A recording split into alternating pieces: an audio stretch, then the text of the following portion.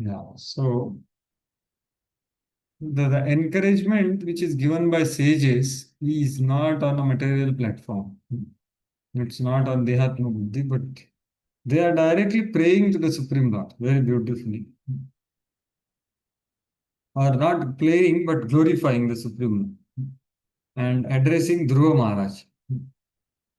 So 30th verse, Munayaha Uchu, Uttanapada Bhagavan Stavashar Gadhanva Devak Shinoti Avanatarti Haro Vipakshan Yannama Abhidhaya Nisham Chadva Lokonjasa Tarati Dustaramanga Mrityum. Yeah, someone can read translation if they have book in front of them. Yes, Jayaprakash. Well, you can share screen. Yeah, actually, I made document, but this time I could not make. But I can share the folio. Just a second. This is 4.7.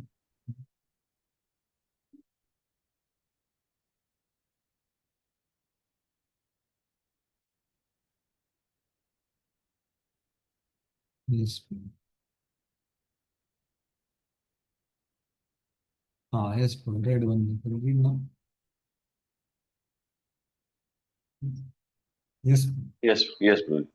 All the sages said, Dear Dhruva, O son of King Uttanpad, may the Supreme Personality of Godhead known as Sa- Saranagandhava, who relieves the distress of his devotees, kill all your threatening enemies.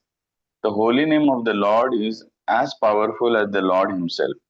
Therefore, simply by chanting and hearing the holy name of the Lord, many men can be fully protected from fierce death without difficulty. Thus, a devotee is saved. So here Uttanapada means Dhruva Maharaj, son of Uttanapada. Lord will destroy all these things. Vipakshan Shinoti. Deva. Who is that Deva? Who is Bhagavan's and he is holding a bow. Sharang Dhanva, right? So the who bears the bow called Sharanga, his personal bow. So Tava are he will destroy Vipakshan. Tava Vipakshan Shinoti. Why he will do that? Because he is Avanata Arti Hara. Those who are surrendered, he will destroy the Arti, destroy the distress. What to speak of him? His holy name is so powerful. So the next part is his holy name. So this purport, Prabhupada very beautifully says that how you can see by he devotee is always protected by the Supreme Personality of Godhead. By his inspiration only the sages came to encourage Dhruva Maharaj and assured him that there was no danger because he was soul fully surrendered to Supreme Lord. So that is the glory of Lord. You see how Lord is involved. He always remains in background. He is not showing, but he is inspiring. So it began with Suniti's devotional disposition to guide him at right point. And then that Lord, because of Suniti's right disposition and direction, in spite of so much of distress she was feeling, but she was very uh, clear. And because of that, Lord inspired Narada to meet him, 5-year-old boy. And then Lord himself gave him darshan and so many things. And then now, after many, many years, now he is into difficulty because of his duty in the material world. So while doing duties in material world, even such exalted devotees also get into difficulty. So what to speak of us? However, Krishna is again conscious about his difficulty. So he is now inspiring sages to help the Dhruva Maharaj. So that's the beauty of the Lord's well-wishing, and actually there are maybe many well-wishers, but how many well-wishers are conscious of our problems? And even if they are conscious, how many are capable of handling the problems? So, but Lord is like that. Lord is aware about everything and is eager to help his devotee. So that's how Prabhupada brings out a very amazing thing. So this is what is the previous chapter, last verse, and now Swayambhu Manu advises Dhruva Maharaj to stop fighting. So we will see the, what you can say, uh, Karika will see. First, let us see the first verse. Swayambhu Manu advises Dhruva Maharaj to stop fighting. Text 1.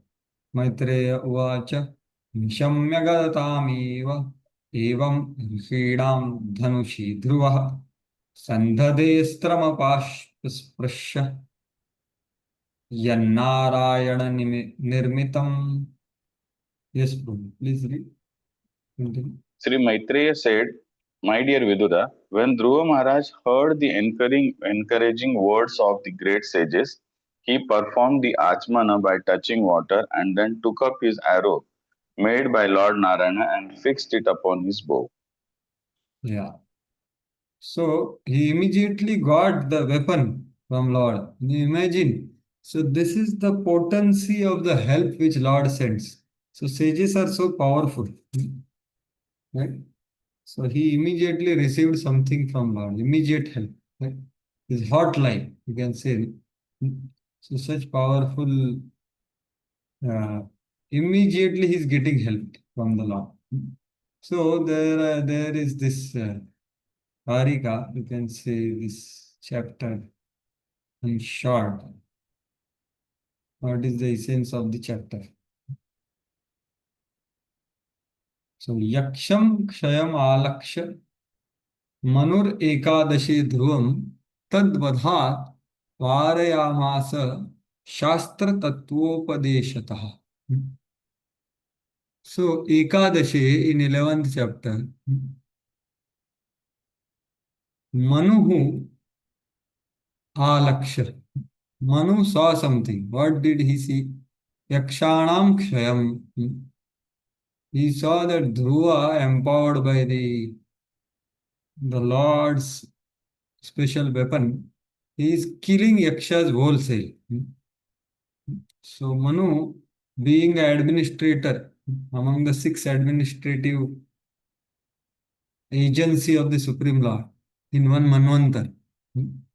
So he is very alert. So he observed this Yakshanam Shayam and Tadvadhat Varayamasa to stop their unnecessary killing. Dhruvam Shastra Tattvopadeshatah. So he instructs Dhruva through the Siddhanta of Shastra. So this is what is the essence of the chapter. Similar thing is told by Shuddha. Ekadashi tu yakshanam kshayam društva manusvayam agatya varayamasa dhruvam tattvopadeshat. Almost the same. Here, he personally came there to deal with the situation. So you can see how the beautiful, how mature and how sensitive and how concerned are the administrators and how they deal with the problems. You can see here in this chapter. So Manu is coming right there. So this is the essence of the chapter. So Shastra Tattvopadeshata. So he speaks a lot of principles from Shastra to pacify Dhruva Maharaj. So just as so many such Upadeshas are there, right? Like Yudhishthir Maharaj is trying to be convinced by Bhishma. Before that, so many sages tried, but he could not be convinced. But then Bhishma convinced through many things, right? So in 11th chapter, Manu, seeing the destruction of Yaksha, stops Dhruva from killing them after giving scriptural instructions. So that is the essence of the chapter. Now coming to this verse, so Prabhupada says that Dhruva Maharaj was given a specific arrow made by Lord Narayan. So this was due to the intervention of the sages. And now he was fixed on to kill all these yakshas. So Prabhupada quotes a very nice verse saying that because they created Mayic illusions, no? Maya. So Prabhupada quotes Daivi Hesha Gunamai Mama Maya Duratte. Nameva ye prapadyante Maya Mitam Taram. So no one is able to come to the action of what is that? No one is able to overcome the action of illusory image without Narayan. So that is what he brings out. Because what? Nishamya Rishinam Astramuk. So Maya, because that Maya's illusion was confusing him early. Right? So because of this. And then lastly he says very powerfully, in this age of Kali, the greatest Narayan Astra is what? The Maya can be driven away by chanting of Hare Krishna Mahamantra. In pursuance of the associates of Lord Chaitanya, such as Advait Prabhu, Nityananda, Gadadhar, and Shivas. So that is what is the Narayan Astra right now. As Nityananda Prabhu told even the Lord Chaitanya also, no? When Jagai Madai were attacking him, so he said, how many people you will kill? Everyone you has to kill in Kali Yuga. So the greatest Narayana Astra currently is not to take any weapon, but take the holy name. However, the holy name has to be taken in the right spirit. That is in pursuance of associates of Lord. So Prabhupada very nicely says in Bhagavad Gita, 6th chapter, that the best way to control the mind is to chant Hare Krishna in all humility. Like that he says. Very wonderfully. I was just thinking of showing that. This is 6th chapter.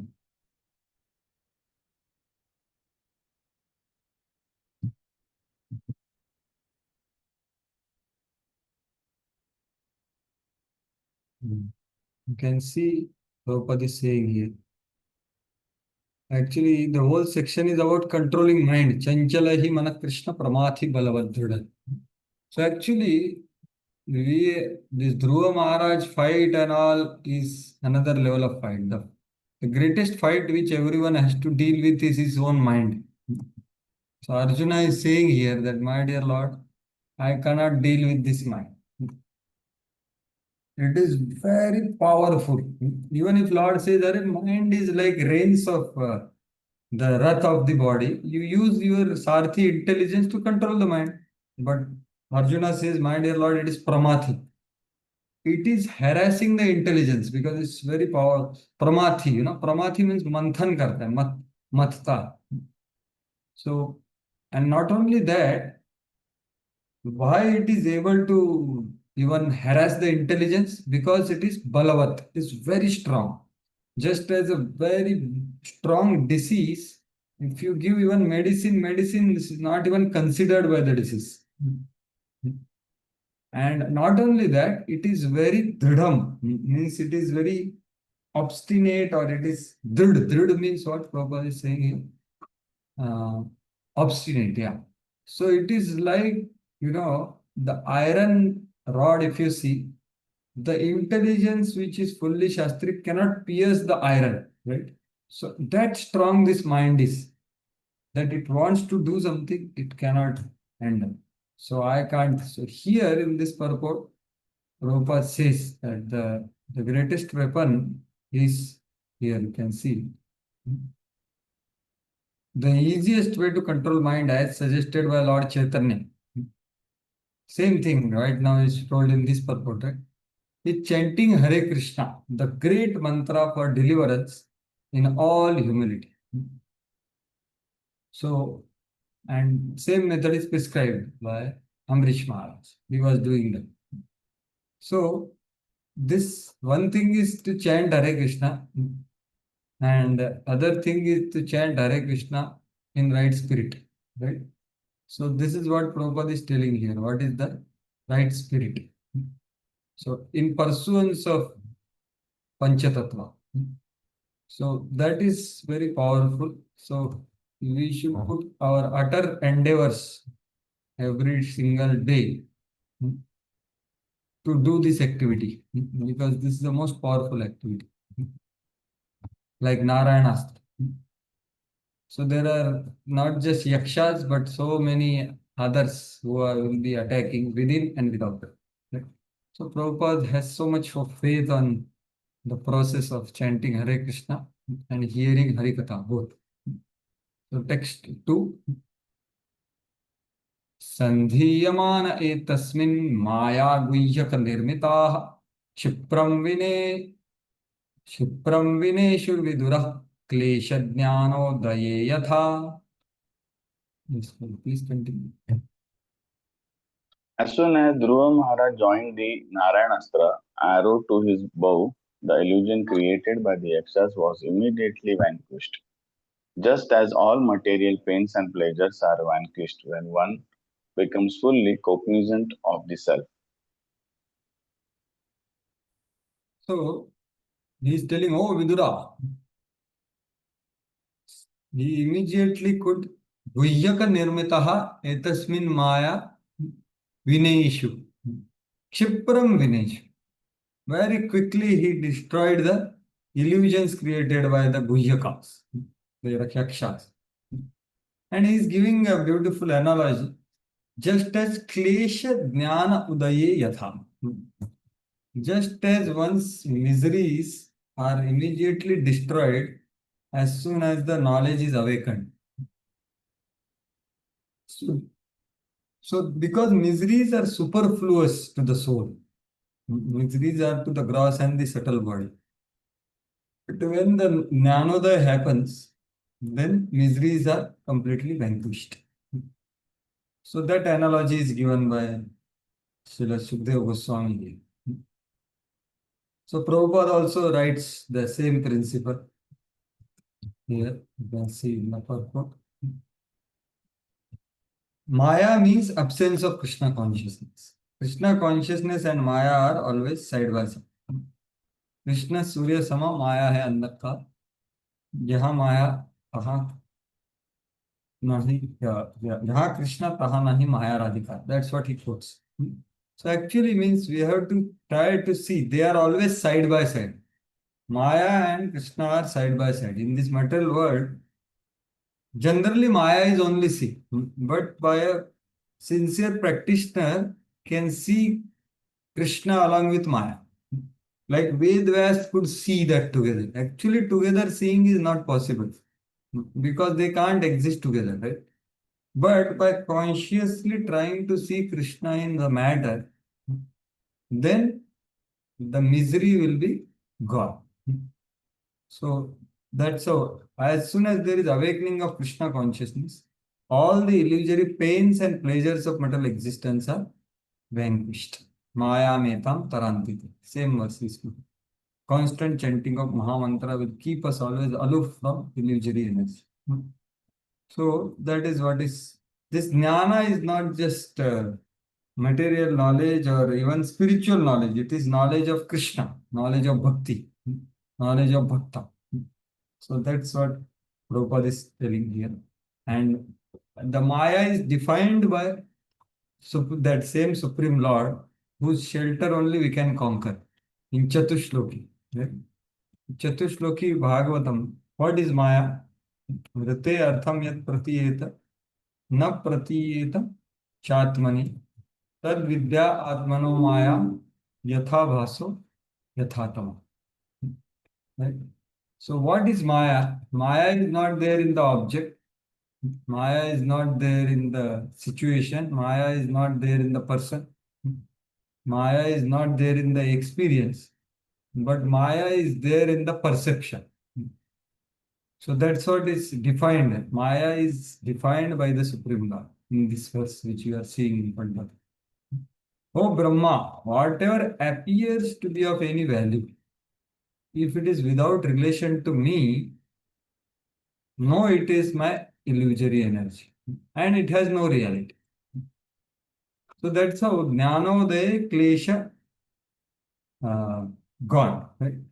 So as soon as you are seeing something valuable, in whatever way, valuably it is distressing and valuably it is giving pleasure, or valuably it is attractive, valuably it is tasty, or whatever it is. But if we are trying to see in connection to Krishna, then there is some reality. Without connection to Krishna, you value something, that is what is my perception. So that's what is being said here. So Brahmaji is instructed by the law. So going further. Now ahead, what happens is told.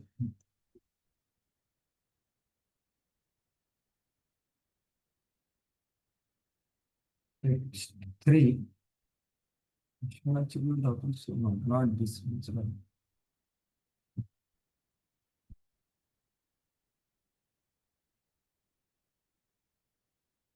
तस्यार तस्यार्शस्त्रं धनुषि प्रयुञ्जितः सुवर्णपुङ्खा कल कलहं सवाससः विनिसृता अविविश्रुद्विश्वलं यथावनं भीमरवाशिखण्डिनः.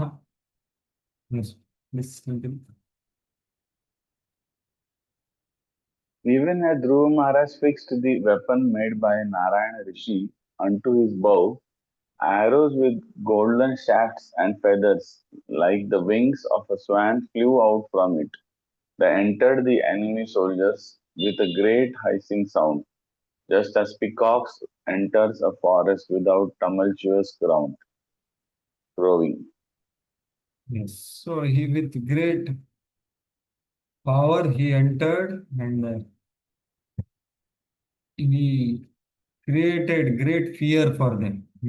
Right? So what happened further? So see, this analogy I can't perceive. I don't know. Any one of you have experienced this? So many peacocks in the forest creating tumultuous sound. So I can't fully understand what is being said here. So peacock sounds is so sweet, no? Generally in Vrindavan or some other, even in Kanpur right now, sometimes once or twice I heard here also. But it's very sweet. But here it is told tumultuous peacock sounds. Frightening sound of peacocks in forest. So can't fully grasp the analogy. That's why we have to go to forest to understand this fully. Bhagavatam analogies. Yes, what happened further? Tasmain त्रैस्तिग्मधारैः प्रदने शिलीमुखैः इतस्ततः पुण्यजनापद्रुताः तमभ्यधावन् कुपिता उदायुधाः सुपर्णमुन्नद्वपणा इवाहयः. Yes, please read. Those sharp arrows dismayed the enemy soldiers, who became almost unconscious. But various yakshas on the battlefield, in a range against Dhruva Maharaj, somehow or other collected their weapons and attacked. Just as serpent, agitated by Garuda, rushed towards Garud with upraised hoods, all the Yaksha soldiers prepared to overcome Dhruva Maharaj with their upraised weapons. Yeah. So they also wanted to retaliate and respond. But the analogy shows who is powerful, right? Garuda and snakes. So what the snakes can do to Garuda, whatever big fangs they have, hoods, can they do anything to Garuda? Nothing. So that's how they are raising. What happened further? Satan prushat kairabhidhavato murdhe nikrittavaho vishirodharadharan vinayalokam param amandalam prajanti nirbhidya namurdhvaretasah. Please. When Dhruva Maharaj saw the Yakshas coming forward, he immediately took his arrows and cut the enemies to pieces. Separating their arms, legs, heads, and bellies from their bodies, he delivered the Yakshas to the planetary system, which is situated above the sun globe and which is attainable only by first class brahmacharis who have never discharged their semens. So here the power of getting killed by devotee is explained. So when Lord kills, person gets better destination. When Krishna kills, he gets the best destination of liberation. Hatha Ari Gati Dayaka. This is the quality of the Supreme Lord. This is one of the 60 qualities of the Lord. This is there in the Narayana also. But Krishna, being more special, see, Hatha Ari Gati Dayak means what? So Prabhupada writes all these things in his purport. Hatha Ari Gati Dayak means anyone who is killed by the Lord, he gets better destination actually. Actually, he should go to hell by offense, right? But because Lord is all good, he gets a better destination like Swarga or higher birth, etc. However, when Krishna kills, Krishna depicts this quality to highest extent by giving them liberation into impersonal Brahman or sometimes even Vaikuntha, like who is that? Bakasur or Aghasur, or even Goloka for that matter, Putana, because she dressed like a gopi. So Krishna is having highest power of this. But here the principle extends further that even a pure devotee like Dhruva Maharaj is killing now. He is also giving better destination to them. Hmm. Ninaya lokam paramarka mandalam. Vrajanti nirbhitta yamurdhvaretas. So they went to the Paramandal, Arka Mandalam, beyond that. So which loka? That is higher planetary system. So who go there? The renunciates who are urdhvaretas. So they never discharge semen. So they are so pure actually. So their destination they got. So this is the power of Dhruva, right? However, we need to understand that the visitors of these lokas and the residents of these lokas are different. So whenever we see Swarga or higher planets, the upper four planets, there are visitors and there are attainers or residents who are reached there by qualification. So, A Brahma Bhuvana Loka Punaravartino. Prabhupada quotes this verse, saying that they will go there and again return back here. Not that they will attain perfection along with other sages there. So that is what is this purport is speaking about. The one part is this, and second part is about Urdhvaretasa, the current dangerous civilization which doesn't value this powerful substance of Sima. So that's what Prabhupada writes about the current civilization, culture, and these things. So let us see the purport, Srila Prabhupada. So first paragraph, as I told, the whole thing is that only. To be killed by the Lord or by his devotees auspicious for non-devotees.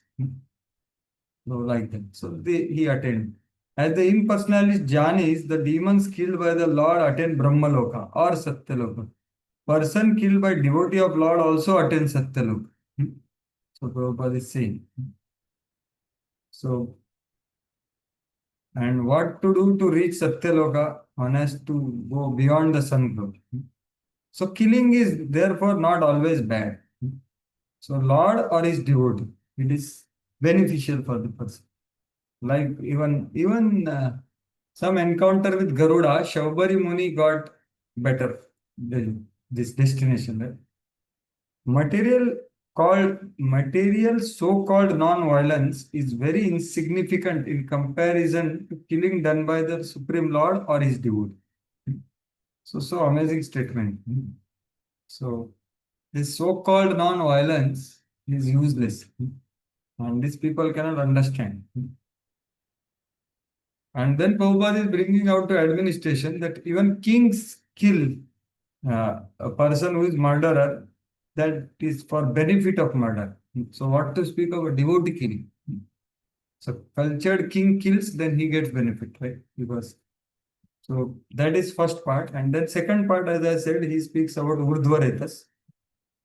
that who attained that, and then he writes about the current scenario. I'm just reading that portion. Generally, sex life is the cause of all miseries in the material world. Actually, this statement has to be understood by everyone. Even I am trying to understand. It's not so easy, but Prabhupada can write this. Right? It's a source of all miseries. So it's worthy of reflection and thinking and application, etc. In the Vedic civilization, sex life is restricted in various ways. Out of the whole population of social structure, only grahasthas are allowed restricted sex life. All others refrain from sex. The people of this age are especially do not know the value of discharging semen. So, as such, they are variously entangled with material qualities to suffer an existence of struggle only. So, struggle for existence. So, currently, such a dangerous things are happening, in India or the West. So, if this is gone, the person's everything is gone, right? From physical, mental, intellectual, spiritual, all energies are gone, all discrimination is gone, and it creates all disturbance and deviations and distractions. So that's how Prabhupada is very much seriously writing here. And then he punches to Mayavadis also. So Urdhva especially indicates Mayavadi sannyasis who undergo strict austerity principles. Right? So that is about their strictness. And then Prabhupada tells about the power of Lord's killing. Therefore, actual mukti can be attained only by bhakti, not by such tapasvis. The Mayavadi sannyasis, they will not attain. Brahma Bhuvana Loka, which I told. So they will come back here. They cannot attain. Even they are Urdhva. But by bhakti, one can go to spiritual loka, above Brahma Loka.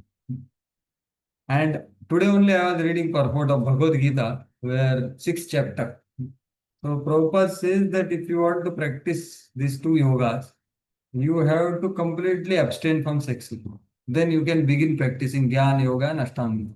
But Bhakti Yoga can be practiced while staying in Grihasthashram, right? And having regulated sex life, religious sex life.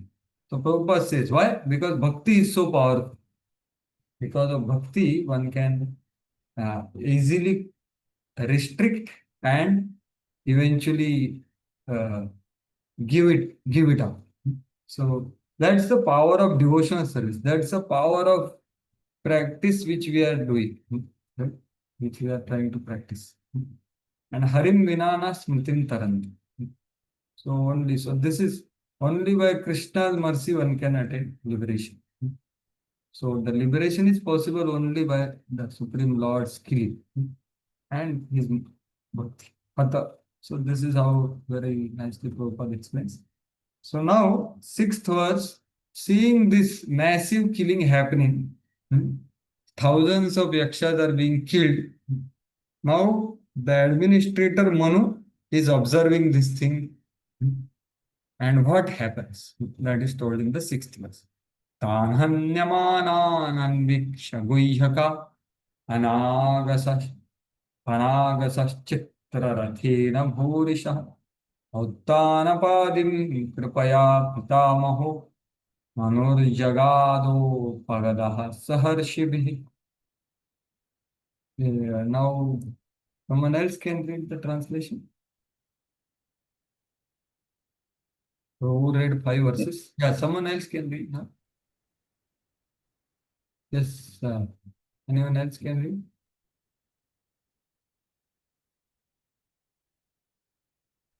Yes, Madhu. I'll just show.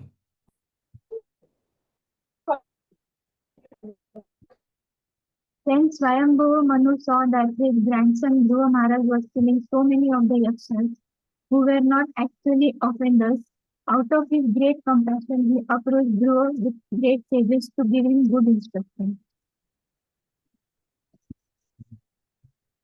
So, what is happening here? he is seeing Tan Hanyamanan Anvikshi.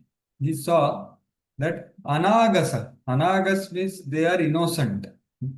See, only one Yaksha would have killed Uttama, but not that all. They all were not done anything. Anagasas Guhyakam Anviksha.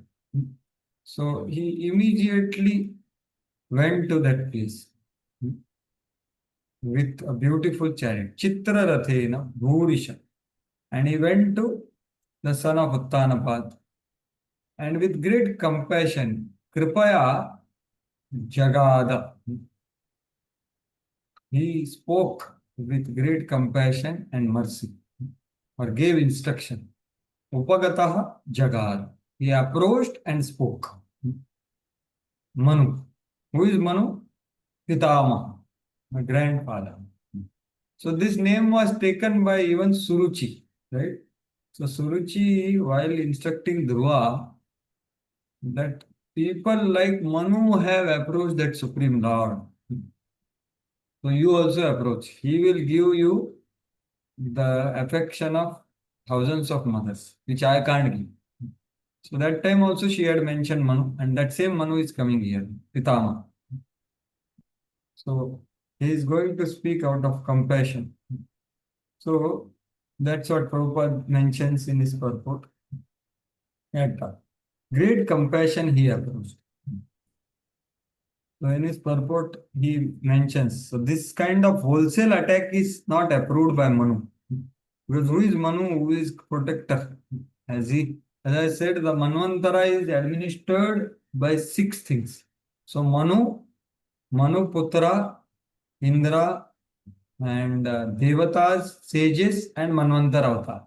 These 6 are the administrators of Dharma. Manvantarani Sadharma. So Sadharma is established in every Manvantara by these administrative systems of Supreme. So that's how Manu is coming. But what kind of administrator is Manu, you can see. Such a mature, such a well-wishing, concerned, and guidance. The way he is speaking. So he is not going alone. He is going along with the sages who helped him. Saharishibhi. So he took sages also with him, right? So sages were the one who helped him, right? To give that bow. So this is the way actually mature people dealt. They don't think that, okay, I am alone, I will instruct everyone. I am the authority and I exercise authority. And so that is not the case. You can see in Srimad Bhagavatam, the greatest administrators work with the others also. So Priyavrat Maharaja's case, how it was dealt. So there was a difference between Narada Muni and Swayambhu Muni. And how it was dealt by, who dealt with it and how it was dealt. Can someone say few words? Who came, with whom he came, and how he spoke. Yes? Anyone wants to say? In case of Priyavrat,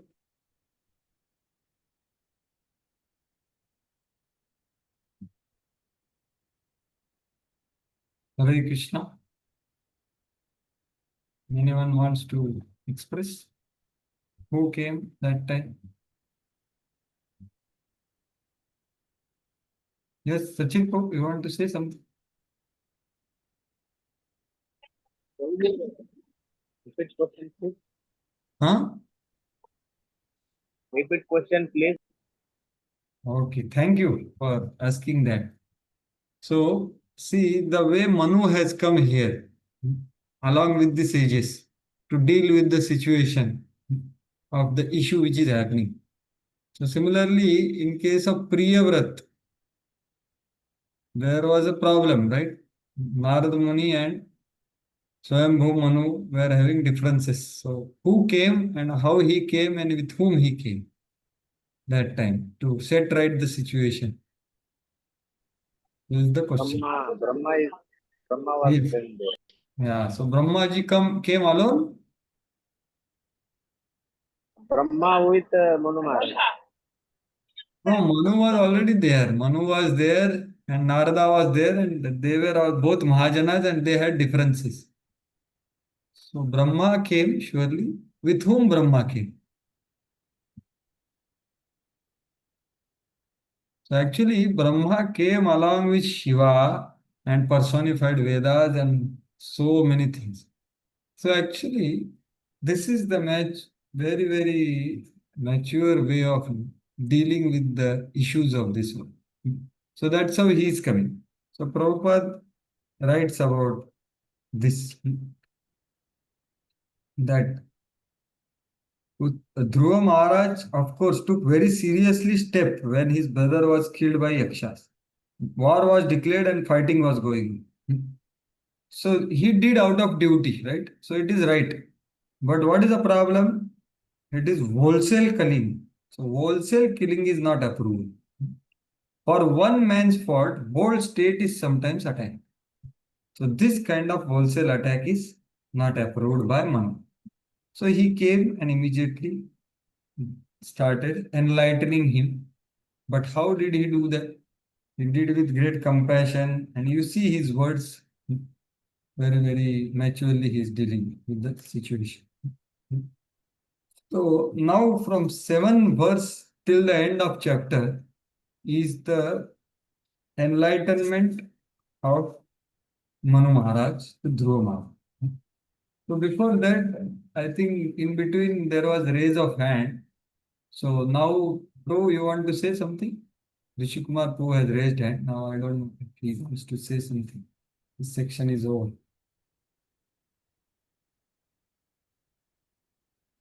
Okay, fine. So we'll go ahead. Continue.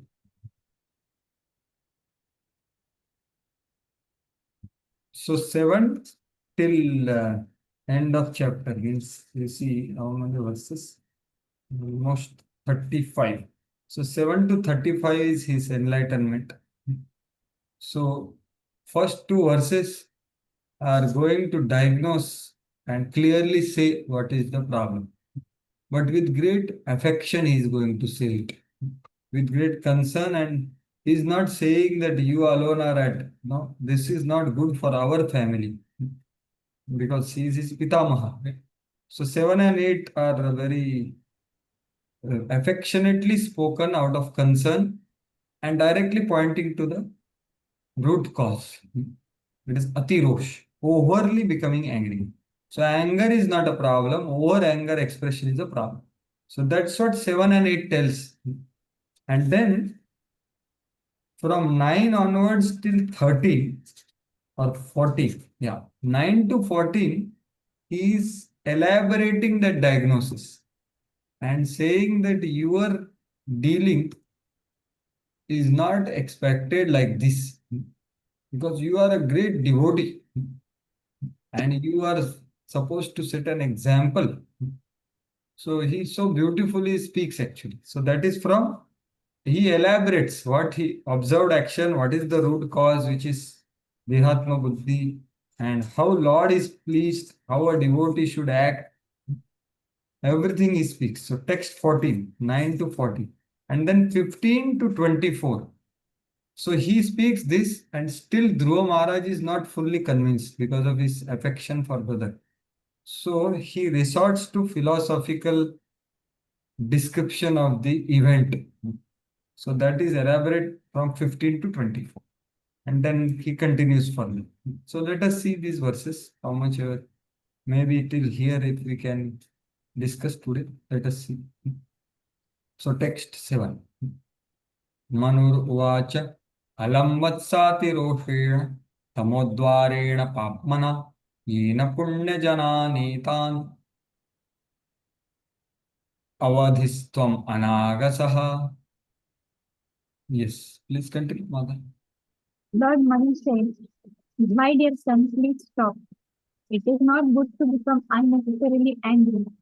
It is the path to hellish life. Now you are going beyond the limit by killing yakshas who are actually not offenders." Yeah. So the what is the diagnosis? The first words. Hey Vatsa. Vatsa is very affectionate address. My dear boy, alam atiroshena tamodvareण papmana येन पुण्य जनानेतान avadistvam anagasa.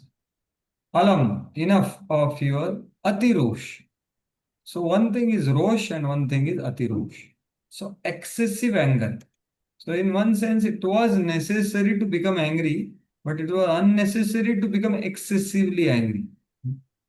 So he is saying, what you do, enough of this excessive anger. Why enough? Because it is tamodwar. It is the path of hell, path of degradation. Right? What is written exactly? Path of ignorance, tamaha, tamadvarana, the hellish life, Prabhupada says. And it is greatly sinful, papamana.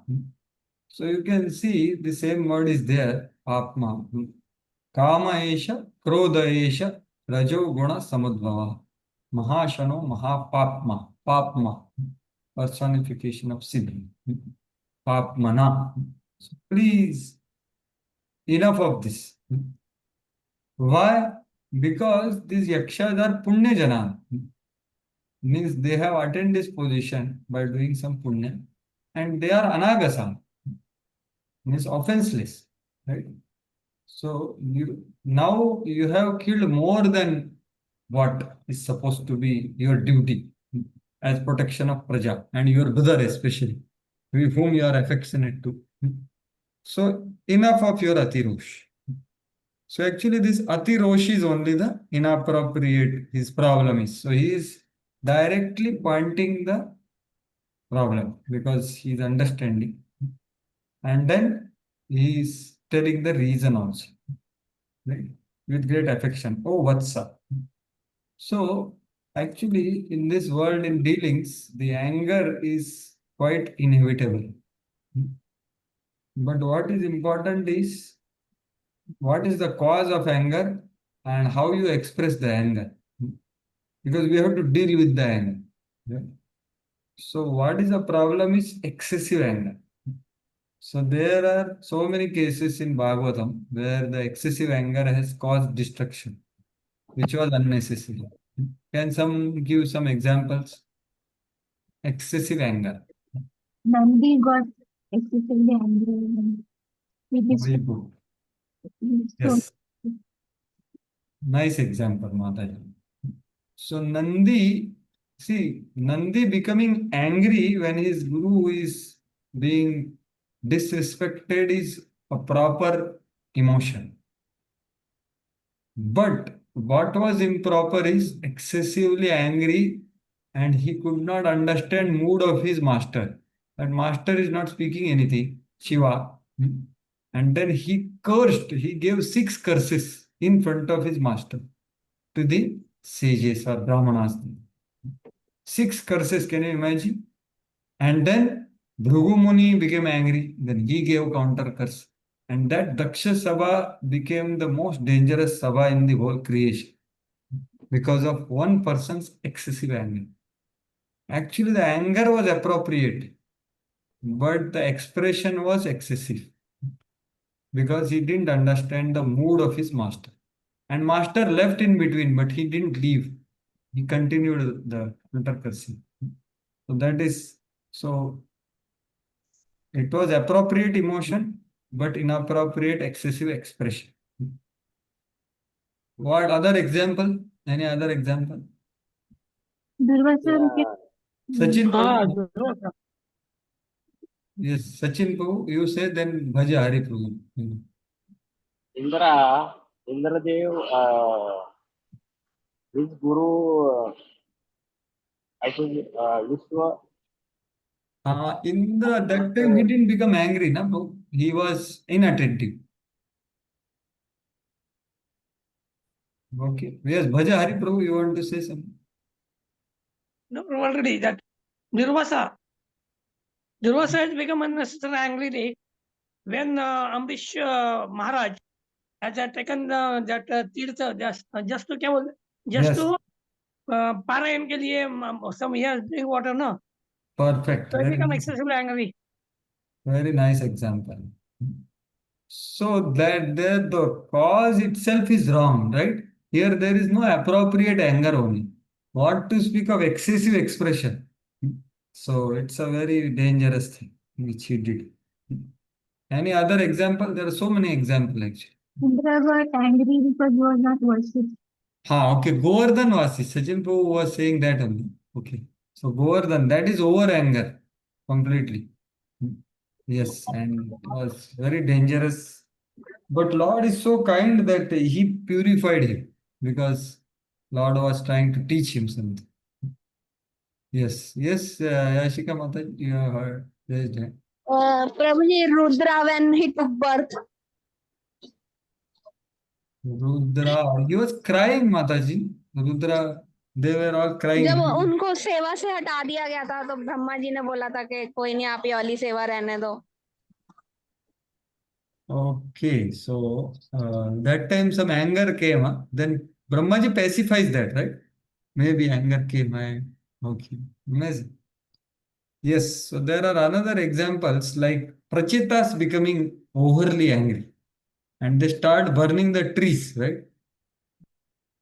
So their anger is also dutiful because they are supposed to rule this and the trees are growing too much. But they started so much anger because they did tapasya, right? They saw the Supreme Lord, but they became overly angry. Then Soma has to come and pacify, like here it said. Or Daksha becoming overly angry in Daksha Sabha, the beginning of Daksha Sabha. And like that, there are many examples. Janmejaya becoming overly angry at the snake race. And he wanted to do yagya and he did yagya where entire snake race will come and finish. Then Rishi has to come and pacify Baba. Let the snakes be there. Otherwise, the snake-like mentality will come in the other species. So overly angry is a problem. But so there are appropriate anger, and even Prithu Maharaj became angry at earth, but that is appropriate contemplated anger. Anger was used by Prithu Maharaj.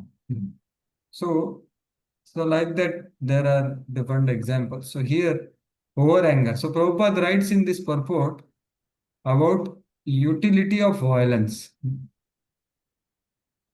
So violence also has utility. So first part already I told Atiroshena. So Dhruva Maharaj was saved. So this powerful statement. He was when Dhruva Maharaj went beyond the limits of necessary anger, Swayam Bhaumanu came to protect him for further sinful reaction. Dhruva Maharaj was saved from sinful reaction because he was a great devotee. So actually, this is what is the hope for the devotee. That Lord is inspiring Manu to protect Dhruva now at right time. So this is the protection for a devotee. Even if he slips, falls, excessively happens, but immediately some other devotee will come and try to help him. But the beauty of Dhruva Maharaj is he immediately stopped. So that is sign of his greatness, right? So Prabhupada is saying otherwise, so he was protected. So this is the administrator's well-wishing feeling that he has not come to just criticize, pinpoint, and discourage the person. No, that you are nonsense, you are useless, good for nothing. No, he has come for his welfare. That is the first thing. So that's what Manu Maharaj is here coming. And then second portion is utility of violence. How to maintain law and order, violence is necessary, etc. In modern warfare, attacks are made upon innocent citizens. So according to law of Manu, such warfare is most sinful activity. And there are so many slaughterhouses of killing animal. When nation is attacked by enemies, the wholesale slaughter of the citizens should be taken as a reaction to their own sinful activities. That is nature's law. So by this we can understand that current day some dangerous things are coming where the wholesale killing happens, right? Like Corona is one of them. or tsunami or so on, so many things. So how to see that Prabhupada is saying? If war is happening, if pest, so many things. So it is all combined reaction. So the further purports Prabhupada gives example of Hitler also. So Hitler and Mussolini killed massively, but they were also the personification of the sinful reactions of people whom they killed. And Prabhupada says very strikingly that so many people talk about them, that so much power, but no one talks about who killed them. That is the Supreme. So this is all karmic reaction. That's what one one has to see. Should be taken into reaction of own sinful activities. So a kshatriya has this duty actually. So he has to do this killing. So Shastra has to be used and Shasan has to be used. If Shastra and Shasan is not working, then Shastra has to be used. Because that's the way. Whatever is needed, the king does. So eighth verse. So नास्मत्कुलोचितं तात कर्मैस्तत् सद्विगर्हितं वधो यदुपदीवानाम् आरब्धस्ते अकृतैनसाम्. Let's continue. My dear son, the killing of the sinless yakshas, which you have undertaken, is not at all approved by authorities, and it does not befit our family, which is supposed to know the laws of religion and irreligion. Yeah, so he is not saying that, he is saying Tata, the dearness, and our family, Asmat Kulam, you are my great grandson. So, karma is tad sad vigarhita. This activity is actually vigarhit means it is not approved by authorities of religion. It is forbidden. It is abominable activity. Forbidden activity by Sat and doesn't suit our family, right? So why? Because we are supposed to know the what is religion and irreligion. Upade Yakshad. What you have started this activity, Akrita Enasam. They are innocent, they are sinless. Akrita Enasam. See, one Yaksha has killed, you are killing so many. So this is not good. This is not suiting to our shooting action for person like you in our family. It does not befit. So that's how he is empathizing and he's clarifying. So these two verses are directly telling him what is the problem. Now text 9 onwards, he elaborates his analysis. Rather, he elaborates the diagnosis in terms of what is the action, inappropriate action, that is ninth verse, that for one yaksha you are killing thousands, which is wrong because of affection for your brother. And the next verse will tell cause of it is dehatma buddhi and so on. So he starts telling what is expected from to text 9. नन्व एकस्य पराधेन प्रसंगात् बहवो हताः भ्रातुर्वधात् अभितप्तेन त्वयाङ्ग भ्रातृवत्सलः. Yeah. My dear son, it has been proved that you are very much affectionate towards your brother and are greatly aggrieved at his being killed by the yakshas.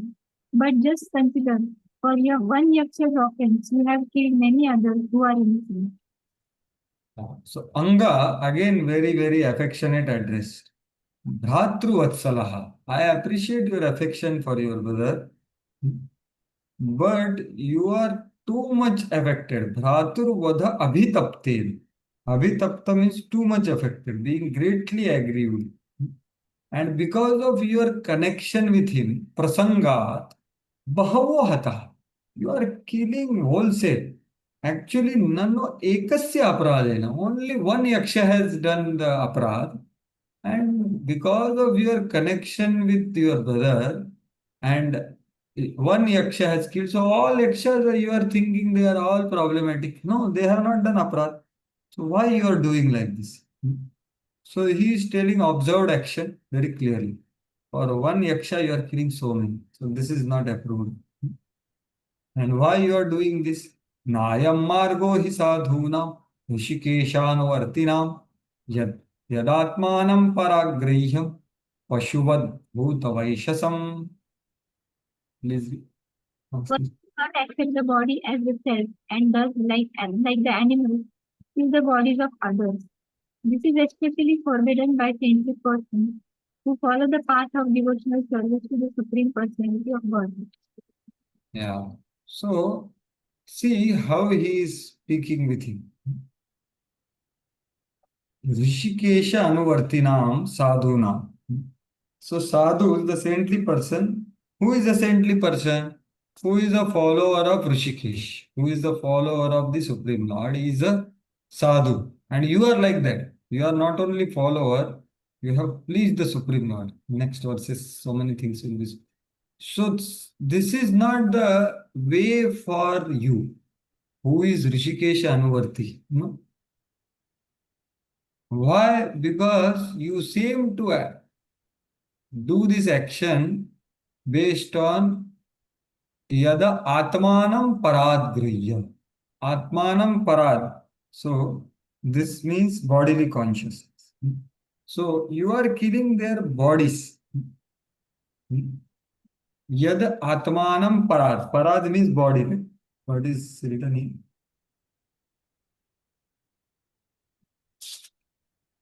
Yeah, parak. Parak grihi. Yada atmanam parak. Parak atmanam means it is you are killing, you are identifying with your body and you have started killing like Pashu. Pashuvat bhuta vaishas. You are like an animal kills another animal.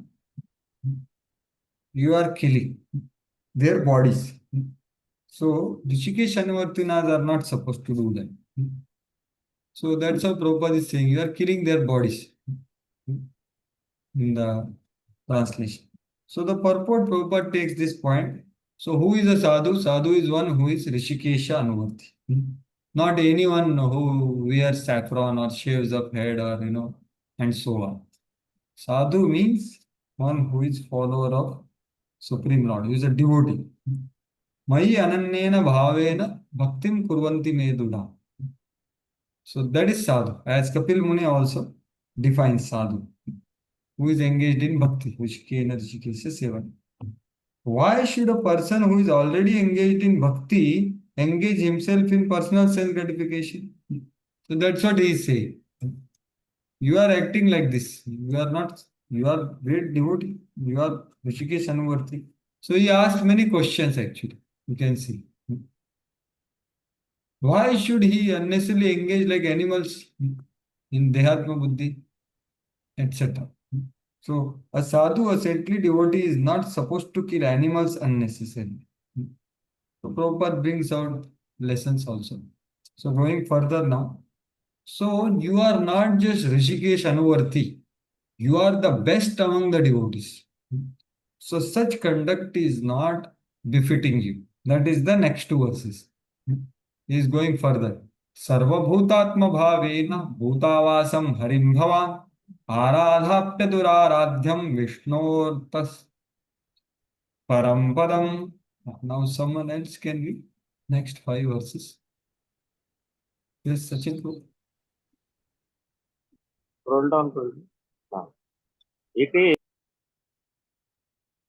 is very difficult to achieve the spiritual abode of Hari in the Vaikuntha planet, but you are so fortunate that you are already destined to go to that abode by worshipping Him as the supreme abode of all living entities. Yeah. So, Aradhya Apa Duraradhyam. You have attained that which is very difficult to attain. That is that Parampadam, right? So you are the best among the devotees. How you are not befitting this action? You Sarva Bhutatma Bhav should be there in you, right? Sarva Bhutatma means what? You are able to see Lord Hari, that Lord Hari, whose pad you attend, he is there in everyone's heart. So this action, so that's what is the next verse he says, that this action is not approved by the devotees. So here he is glorifying. So Prabhupada writes that since anything material or spiritual is completely dependent on Lord, Supreme Lord is referred here as Bhutavasa. So he is there in everyone's heart, right? Bhutavasa. So Dhruva Maharaj as Kshatriya could have argued with grandfather, but he didn't do, because unnecessary killing of any living entity is not permitted. So that's what is being said here in this purport. So next verse continues the same way. So Sattvam Harer Anudhyatam Tatpumsam Api Sattama Sammatah Katham To Avadyam Krutvan Anushikshan Satabratan. Please read. Because you are a pure devotee of the Lord. The Lord is always thinking of you, and you are also recognized by all his confidential devotees. Your life is meant for exemplary behavior. Exemplary. I am therefore surprised. Why have you undertaken such an abominable task? Abominable task. Yeah. So here he is very nicely saying that you are always remembering Lord, Harer Anudhyana, and Lord is thinking of you. So both meanings are there. And Tat Pumsam Api Sammatah. You are recognized by his confidential devotees also. Right? So I am surprised at Katham Tom Avadyam Krutvan. Such abominable action, how can you do actually? Because you actually always act to set an example for other saintly person. So I am surprised. That way he is expressing his concern. Right? So he is appreciating genuinely based on Dhruva Maharaja's past. So Prabhupada gives Harer Anudhyanata. So very interesting meaning. And then he quotes this verse very nicely. What is that? Sadhunam hridayam mahyam sadhunam hridayam tvaham madanyate na jananti naham tebhyo managapi. So Lord is thinking of pure devotee thinks of Lord, because they don't know anything other than that. Each other. That's what he quotes. And then he says, which I already said, Prabhupada puts in double quotes. Right? So one can read that. So he is expressing his survive. Katham avadyam. So this faulty action, how can you do? So actually that's how Rukmini also is remembered by Lord. Lord says to Brahmana, I am also remembering. She is remembering me, I am remembering. So that way.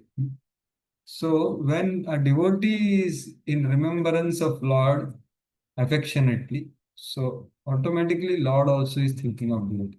That's what he says. Samoham sarva bhuteshu name dveshosti na priya. Ye bhajanti tumam bhaktya mayi te teshu chapyam. Mayi te teshu chapyam means what? That they are in me means they are thinking about me. So I am in them. I am also thinking about them. So that's the special access to the devotee of the Supreme Lord. Goloka eva nivasati akhilatma bhuta. Next verse. Now, what is expected from the Hari, Anuvartina, the great pure devotee? What is the conduct of a great devotee that is being spoken in the next verse? Manu describes the conduct of a pure devotee. Titikshaya karunaya maitrya chakhila jantuhu samatvena cha sarvatma bhagavan samprasidati. Please read. The Lord is very satisfied with his devotee when the devotee greets other people with tolerance, mercy, friendship, and equality. Yeah. So it's a very amazing verse and amazing translation of Prabhupada. So, see, three words are used here. Titikshaya, Karunaya, and Maitriya. So actually they are in relation to three kinds of people. Like equals, there is Maitri. Karunaya is towards apparently inferior, and tolerance towards superior. Like that is being said. Vishwanath Chakravarti Thakur says, Prabhupada writes in the purport. Akhila Jantushu Maitreya Karunaya Titiksha. So Prabhupada translating this verse, he is saying a devotee greets other people. So greeting is done when, right? So greeting is done differently, he's saying. So greeting is there first. So that, but with difference, as he can serve them, right? So that way he serves. Everyone, means the mood of service is there toward everyone, superior, equal, and apparently inferior. But the mood of service, so that is what is. And how it can be done? Samatve, seeing the presence of Lord in them. Right? So that's how this verse is there. So Prabhupada explains based on the purport of Vishwanath Chakravarti Thakur. And he says, it's a very important statement. The very first statement is telling that this is the duty of a Madhyam Adhikari, or the second class devotee, he says. It is a duty of an advanced devotee in the second stage of devotional perfection to act in accordance with this verse.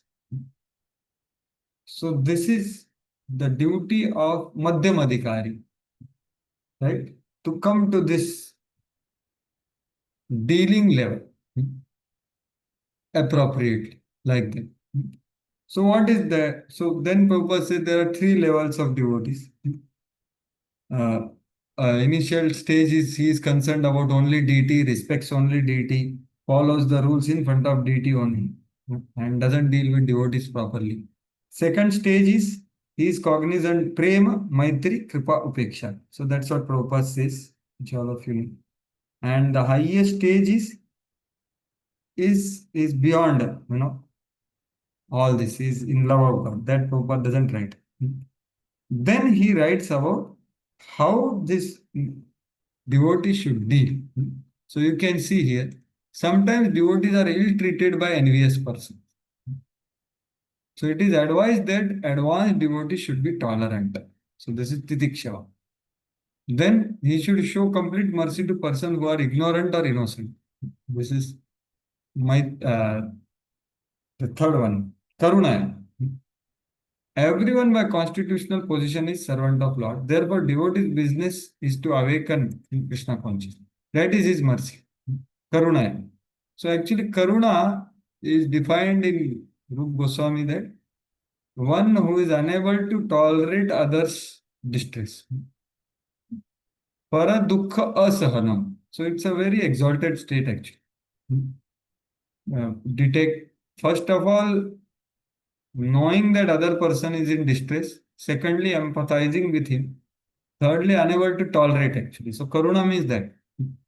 So pure devotees are at that level. His general view should be see every living entity as part, samatvena. So like that, Prabhupada explains this. That devotee's business is to preach, that is his mercy. And what he should do with his friends, he should maintain friendship with them. So actually this same Dhruva Maharaj is instructed by our Narad Muni that how in this world there are three tak, right? Three tak means Adhyatmik, Adhibhautik, Adhidaivic. But if one has proper relationships with different kinds of people, then all his three tak are gone. So same thing is told there by Narad Muni. What is that? I forgot the verse. I forgot. The meaning is like this: that na tapai abhibhuyati. If he deals with the Subi, when he sees someone, gunadhikam mudam lipset. If one sees someone having better qualities, he becomes happy instead of becoming envy. Anukrosham gunadhamat. If he sees some qualities less in someone else, then he becomes compassionate. Maitrim samanad anvichin.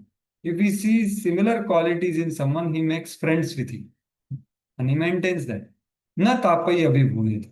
So if one takes care of these relations properly, like here Prabhupada is saying, if one greets accord people with these three, then Lord is satisfied with that person. And then what he will he not be satisfied if Lord is satisfied with him?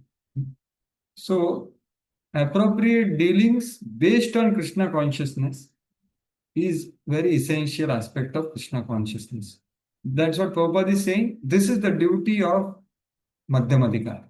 So all of us can aspire for this. Madhyamadikari is a quite exalted platform in one sense because there is no envy there. It is said, therefore, that saintly person is always tolerant and merciful. He is friend to everyone, never an enemy to anyone. So this is Madhyamadika. He is peaceful. These are some of the good qualities of devotee. So that's how he is elaborating this. That this is the conduct of devotee. And Prabhupada is telling this is the duty. And what happens if one lives by that? He not only tells Lord is satisfied, now he is telling संप्रसन्ने भगवति पुरुषः प्रकृतैर्गुणैः विमुक्तो जीव निर्मुक्तो ब्रह्म निर्वाणमृच्छति. Yeah, please read. Thank you.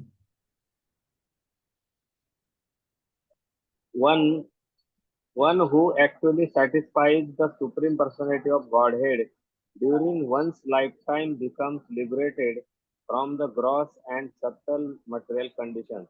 Thus, being freed from all material modes of nature, he achieves unlimited spiritual bliss. Yeah. So Bhagavan samprasanne bhagavati. So if one strives for such dealing, Lord becomes samyak rupena prasanna.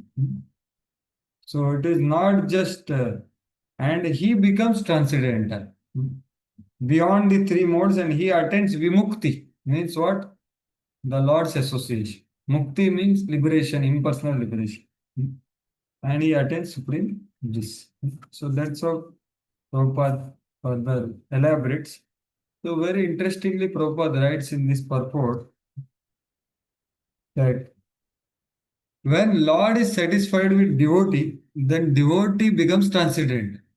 So that's what Prabhupada writes. Upon satisfaction of the devotee, immediately becomes free from material condition. So everyone in this material world is struggling hard in order to achieve blissful life. Anandamayo abhyasat, right? So this is the formula. Unfortunately, people do not know how to achieve it. Atheists, don't believe in God. So this is a very powerful statement. To become free from material existence means to become free from influence of material nature. So Purushai Prakritir Gunai. So actually real chivalry as Krishna defines in 11th canto is Swabhava Vijayam Shauryam. So to conquer the lower nature, and whose lower nature? Our own lower nature. That is the real chivalry. So becoming free from influence of material nature. And the greatest influence happens within. So our Swabhav, first one has to know it and then conquer it by engaging in Krishna's service, whatever can be engaged, and whatever is inappropriate to be engaged, that should be avoided. So that's what is this, which Prabhupada is saying here. So that is possible by pure devotional service. That's what he quotes Bhagavad Gita. Mam chayo avyabhicharane bhakti yogena sarva. Anyone who sincerely and seriously engages in my service immediately becomes situated in transcendental stage.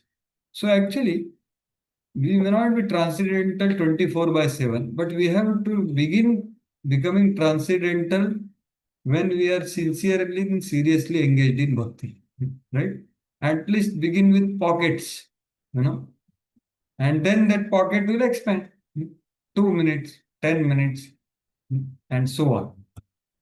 So, because as soon as you touch that, you are transcendental. And if you hold it, you remain transcendental. Because bhakti is such a sublime process. Through holy name, holy fame, and holy seva. Right? So one can be transcendental, transcendentally situated. And then some prasanna, Prabhupada is talking about when Lord is satisfied, then what else is required? So bhakti, secret of process of bhakti is this, which others did not know. So whole thing Prabhupada explains. What is that? Bhukti mukti siddhi kami sakala ashanta. Krishna bhakta nishkama ataeva shanta. That's what elaborately Prabhupada explains. These all people have some selfish desire. Karmis have this, Gyanis have this, etc. Everyone else is trying to satisfy himself, whereas the devotee tries to satisfy the Lord. So last part Prabhupada writes very nicely. The devotional process is completely different from others. By working to please the Lord, by engaging his senses in the Lord's loving service, the devotee is immediately situated on transcendental platform and he enjoys unlimited blissful life. So that is the sublime nature of bhakti. The Prabhupada says no, it is easy for the neophytes and sublime for the people who are serious in getting in contact with absolute truth. So Prabhupada writes that in Bhagavatam. What that verse? What is that? Vasudeve Bhagavati. So sublime means this, striving for this. So this is how he is so nicely spoke to Dhruva Maharaj that Lord is satisfied. So having said that, he is seeing the face of Dhruva Maharaj. Still, Dhruva Maharaj anger has not fully subsided. So he's because of affection for brother, still he is not fully pacified. So Prabhupada is only mentioning, you can see him. When Swayambhu Manu saw that Dhruva Maharaj understood the philosophy of Vaishnavism and yet he was still dissatisfied because of his brother's death, he gave him an explanation how this metal body is created by 5 elements of material nature. So you see, actually, it is not that we know things. So now, person of cadre of Dhruva Maharaj can have such challenge, then what to speak of us? So we need some devotees who will remind us at right time. Like Manu is here, right? So now what Manu is going to do from text 15 to 24, he is going to explain him great philosophical truths to pacify him. So tattva is required to pacify actually. Because emotions are not so logical. So now he pacified him with affection, glorification, and identifying the problem also. But still now he is going to tell Tattva Upadesh from 15 to 24. So this is very necessary actually to actually pacify a person. So that's what begins now from text 40 onward, 15 onwards. So let us begin with that. भूतैर्पञ्चभिरारब्धैर्योषित् पुरुष एव हि तयोर्व्यवाय वया सम्भूतिर्योषित् पुरुषयोर्य इह. Yeah, one more verse can be.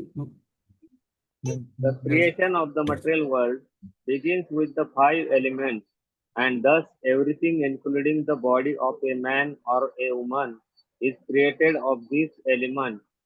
By the sexual life of man and woman, the number of men and women in this material world is further increased. Yeah. So he is now 10 verses. He is telling him to consider now.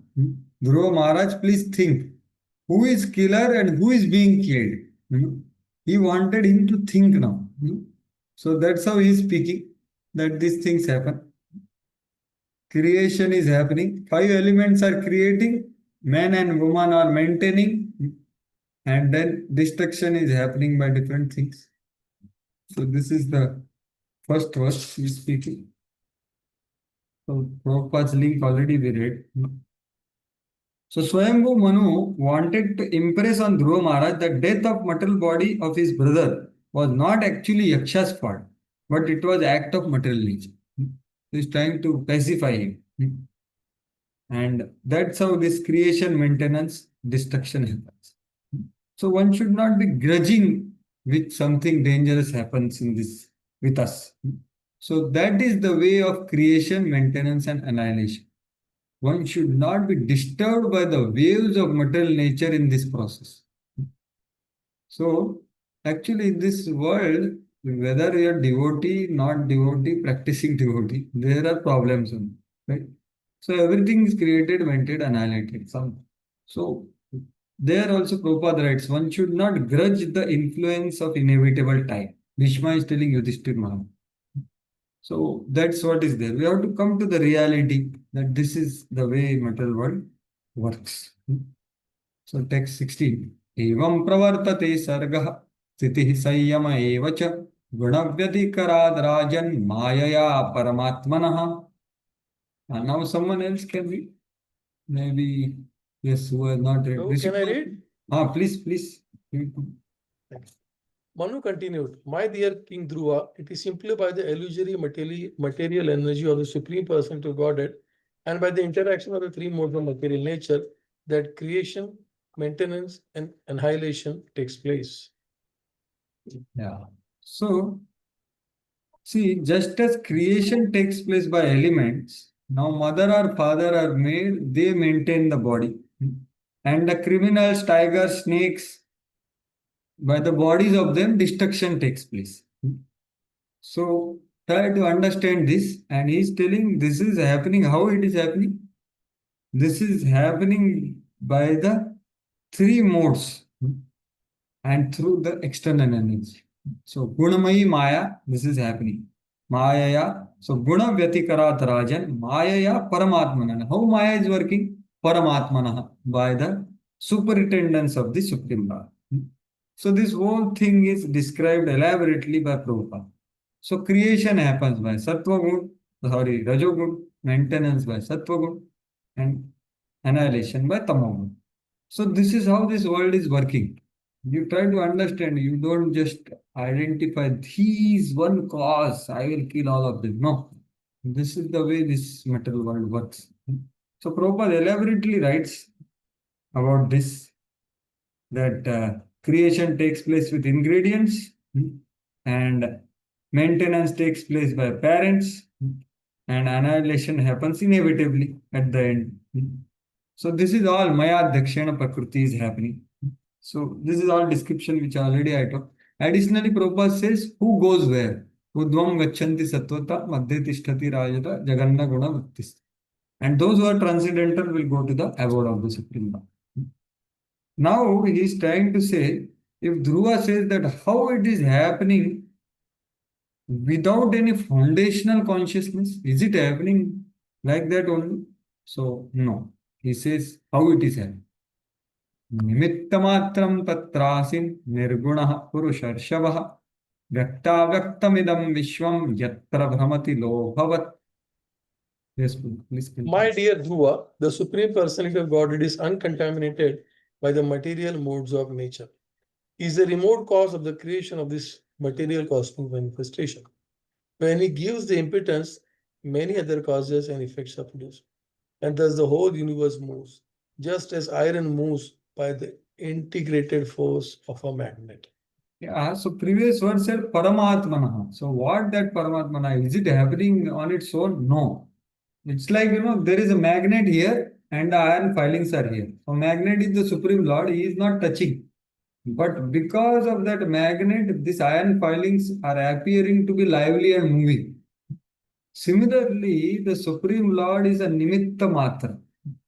By him, these all the three modes and the bodies are created, maintained, and destroyed. So he is the foundational cause. So that's how this is being explained here. So Prabhupada uses Nimitta Matra. So Nimitta means what? He is the remote cause.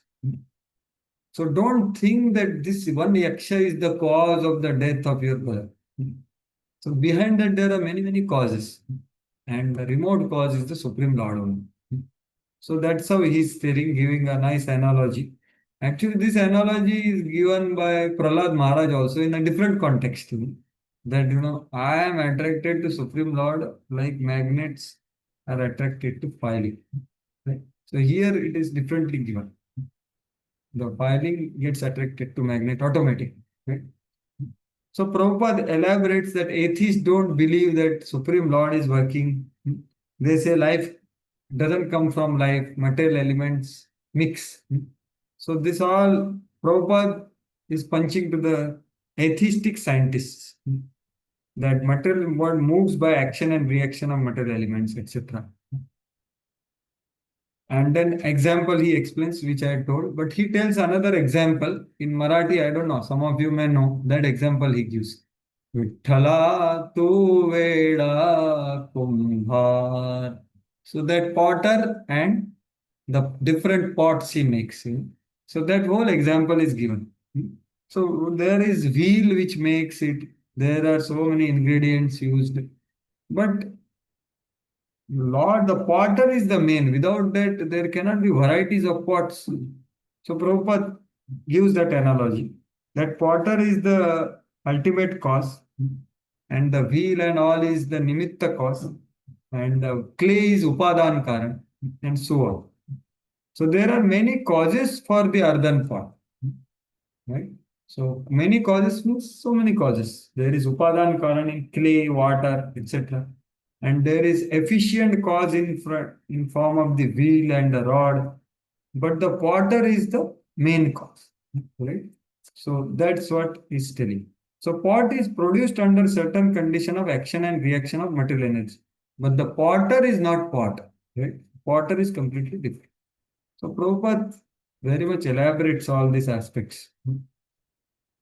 Because of the different desires and karmic activities of Jiva, different types of bodies and different species are produced. So why different pots? Because of their karma. So Lord is giving everything according to karma of the living entity. So that's the whole thing. So that's how he elaborates in the last paragraph. And he punches, after punching the atheistic scientist, he punches Mayavadi philosophers also towards the end. By quoting, Krishna is the ultimate cause, not Brahman. So they say that Brahma Satya Jagan Mithya. No, that is not the real fact. Their understanding is Mithya. Lord is Parama, Ishvara Parama Krishna Satchitananda. So going further now, 18th he says that then creation, maintenance, destruction should happen simultaneously. So he says no. So text 18. Sakhal vidam bhagwan kala shakya guna pravahena vibhakta virya karotya kartaiva nihanta chishta vibhumna kaludur vibhavya. The Supreme Person of Godhead, by his inconceivable supreme energy, time, causes the interaction of the three modes of material nature, and thus varieties of energy become manifest. It appears that he is acting, but he is not the actor. He is killing, but he is not the killer. Thus, it is understood that only by his inconceivable power is everything happening. Yeah. So this creation, maintenance, destruction is not happening simultaneously. So it happens in sequence. And how it is happening, one cannot understand. So Achintya Shakti, so very important principle is mentioned here. What is that? That is, unless one accepts the inconceivable power and energy of the Lord, one cannot make any progress. So the Achintya Shakti has to be understood of the Supreme Lord very clearly. That how he is involved in the world, but he is still aloof. And how to understand? You cannot understand. You have to accept, that's all. So that Achintya Shakti Tattva is being said. Cheshta vibhumnaha khalu durvibhavya. Durvibhavya means Manu is saying it's not possible for you to understand this by your intelligence. You use your intelligence to try to understand the creation, and eventually you should come to your intelligence and say that by intelligence I can't understand what Lord is doing, how he is doing. So that's what this verse.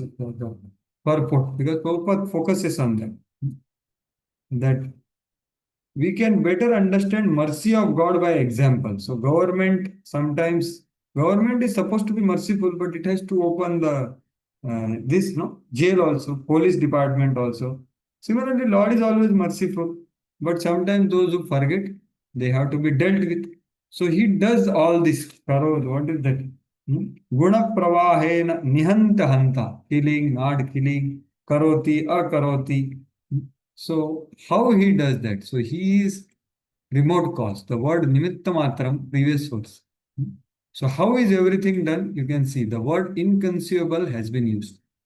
It is not within power of one small brain to comprehend. So this is very important statement. Unless one accepts the inconceivable power and energy of Lord, one cannot make any progress. So actually, this is what is the 9th chapter of Bhagavad Gita actually. What is that? 9.4 to 10 is this only elaborately spoken by the Supreme Lord. Pashyame Yogam Aishwaram. I am in them, they are in me, but I am not in them. And still they are in me. What is this? So this Achintya Shakti, accepting and understanding, is the secret of developing love for God. So that's what is spoken in Bhagavad Gita, and that's what Prabhupada is saying. That we cannot make progress means what? That there are two understandings which are distant. In the Western religion, the God is understood to be He is there in very far. He has left us in material world. He is there in Jannat or whatever. He is too far from us. And the Eastern religion, that is, Lord is too close, or I am only the Lord. That is another extreme understanding, where there is no question of you are only God means what? Brahman, Aham Brahmasmi. So, what is to be understood is this Rahasya, which is given as Achintya Bheda, Abheda Tattva by Chaitanya Mahaprabhu. So, Prabhupada quotes that here, quoting Vishnu Puran, fire is at one place and all, or electric powerhouse, but it has access. So, unless this Achintya Bheda, Abheda Tattva or Achintya Shakti, that Lord is available, accessible, reciprocable, at all place, all time, and all situations. So this is the way we can make progress. That's what Prabhupada is saying. Then we can please him by pure devotional service. So that's how he's saying that Achintya Bheda Abhed is a perfect way of understanding. Right? So Brahma, Vishnu, Shiva, and all that. This is all, they are doing all this Achintya Bheda Abhed. So just maybe few minutes we'll take, because we began little late. So few more verses, please bear if possible. Text 19. So Ananto Anantakaraha Alo Anadir Adikrit Avyah Janam Janena Janayan Marayan Mrityunakam. Yes, someone can read translation. Yes, Praveen. Yes, please. Hare My Krishna. dear Dhruva. Translation. My dear Dhruva, the Supreme Personality of Godhead is ever existing, but in the form of time. He is the killer of everything.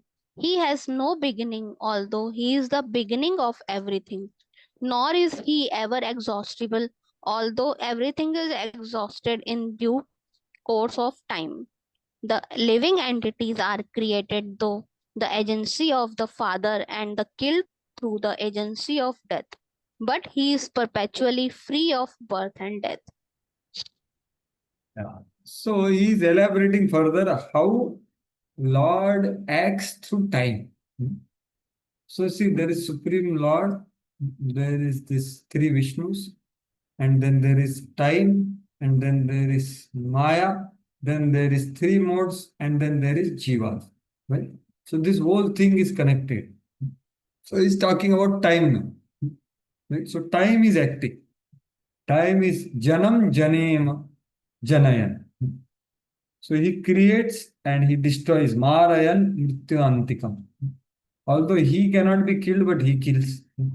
He doesn't take birth, but he gives birth to others. Ananto Antakaraka. Kalo Anadir Adikrit Abhyaya, etc. So these are like contradictory things which are exist in him, which are inconceivable. Right? So that's what Prabhupada says. The supreme authority and inconceivable power of Supreme Personality of Godhead can be minutely studied from this verse. Because all contradictory things are there. Ananta Antakarak. Or Anadir Adikrit. Avyayah Janam Janena Janena. So he creates the people through the people. Although he is inexhaustible. And he creates and he destroys. So that's how. So Prabhupada explains all this inconceivable thing. And Kala Lokakshayakrit. So that I am the time, right? So it kills. So touchstone example. So touchstone which creates so many valuable stones but does not decrease the power. Similarly, creation occurs many times, everything is maintained and after time everything is annihilated. So Om Purnamadaha Purnamidam Purnat Purnamadapchit. So Lord is remaining as it is. Although so many things are coming out. So this is inconceivable. So this is one example. And then second example he gives of this Hitler, which I already told. So Hitler killed Janam Janam Janayana and Marayam Mrityu Antakam, right? So for that he is giving this Hitler example, which I said in beginning. That Hitler killed so many people. People talk about so many things about them, but they don't talk about who killed the Hitler, who killed the Bonaparte. They don't talk about it. So no one else is researching who killed the Hitler and who created such gigantic killer of human beings. But the devotees of the Lord are not much interested in the study of flickering history of world. They are interested only in Him who is the original creator, maintainer, and humanity. That is the purpose of Krishna consciousness movement. Actually, Prabhupada, at some places only he writes this. This is the purpose of Krishna consciousness movement. So here is one place he's writing. So maybe 2-3 verses more. Just the text 20. So Lord is equal to all. Now you don't think that Lord is partial to you. He is doing unjust to you. No. Navai swapakshosya vipaksha evava parasya mrityor vishatah samam prajaha tam dhavamanam anudhavante isha yatharajansya nilabhuta sangha. Yeah, please use. Translation by Srila Prabhupada, Srila Prabhupada ki Jai. The Supreme Personality of Godhead is his feature of eternal time, is present in the material world, and is neutral towards everyone. No one is his ally and no one is his enemy. Within the jurisdiction of time element, everyone enjoys or suffers the result of his own karma or fruitive activities. As when the wind blows, small particles of dust fly in the air. So, according to the one's particular karma, one suffers or enjoys material life. So, the whole intention of this verse is, my dear Dhruva, don't think Lord is unjust. Although the Supreme Personality of God is the original cause of all causes, He is not responsible for anyone's material suffering or enjoyment. There is no such partiality on Him. But the less intelligent think that it is partial, right? So that's what philosophy is telling. That how Lord is equal to everyone. He is not partial, right? So he does things through the agency of karma. Right? Everyone gets effect according to karma. So that's what is the whole purport of it, right? As soon as they declare war, declare their independence, so living entity comes in the material world and they try, and that is called karma actually. Now, what is karma? Karma is that what is Prabhupada says the experience of incompleteness, all forms of incompleteness are experienced because of incomplete understanding of complete whole. Means when we think that there is some incompleteness in my life, an incompleteness in my world and my everything, then he start doing some activity that is called karma, right? And then he gets bound and he gets reaction. So this whole thing is explained here by Prabhupada. And the example, what is the example? The wind is carrying. What is that? So here the yatha rajamsi anilam bhuta sangha means the jivas. So see what happens. The air is there, right? So air moves and dust particles are carried in air. So they also move along with it, right? Similarly, the air is like Supreme Lord and jivas move accordingly. So that is what is told here in this one. And they are dependent on karma and they are connected to matter. So that analogy Prabhupada explains in the last portion. The example is given here of not government facilities. The wind blow. The yeah. The wind blows particle of dust float in air. Gradually lightning occurs and the torrents of rain follow. Thus the rainy season creates situation of varieties in the forest. So actually here there is another example that rain is equal to everyone. But it depends on the seed and the sand which you have, accordingly the things will grow, right? But rain is not impartial. So that is one analogy which Prabhupada is saying. And this verse, what is being said is, just as the wind does not see the difference, whether dust causing the darkness or water or fire enter into it, so the Lord sees no difference, though the jivas experience different karmas. So Lord is situated in. Yes. So just we'll read the translation of the next verse and pause. Okay. Ayush Ayushopachayam jantos tathaivopachayam vibhu ubhabhyam rahita swassu dusthastha vidadatsatau. Yeah, please read. Translation. Translation. The Supreme Personality of Godhead Vishnu is all powerful and he awards the results of one's fruitive activities.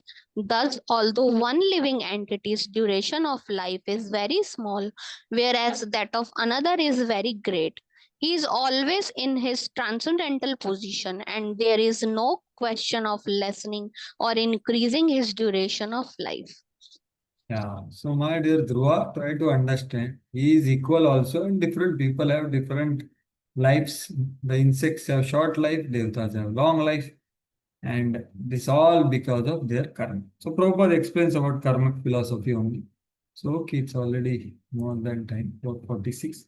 So we pause here and continue tomorrow what we have discussed today. So officially we stop here. Yantara Srimad Bhagavatam ki jai, Srila Prabhupada ki jai. Hare Krishna. So in case anyone has any comment, question, clarification, they may stay back and express if they have something. Anyone has anything about what we discussed today?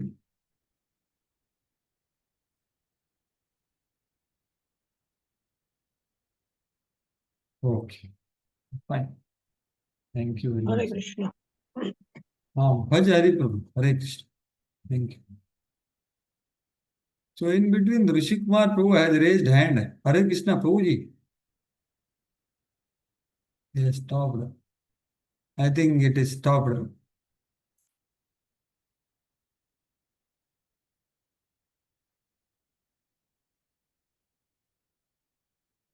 Okay. So we end here. Tomorrow we will continue. Hare Krishna.